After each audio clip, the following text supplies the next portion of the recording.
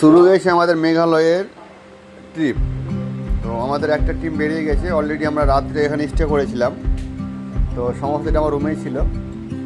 এই বাইকের পুরো টিমটা এখানেই ছিল। তাই সব কিছু সকালবেলায় কাজকাম সেরে, সকালকার কাজ সেরে এখন বেরিয়ে পড়েছি আমরা সেই মেঘালয়ের উদ্দেশ্যে।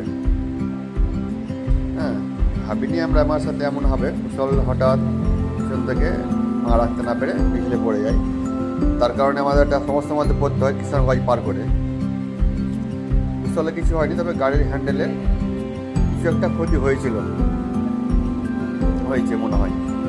তাই দেখে আমরা গেলাম এবং গ্যারেজে গিয়ে সেটা সারানো হয়েছে। তার মধ্যে আবার বেনুদার একটা সমস্যা হয়ে গেছে, সেটা দেখাচ্ছি।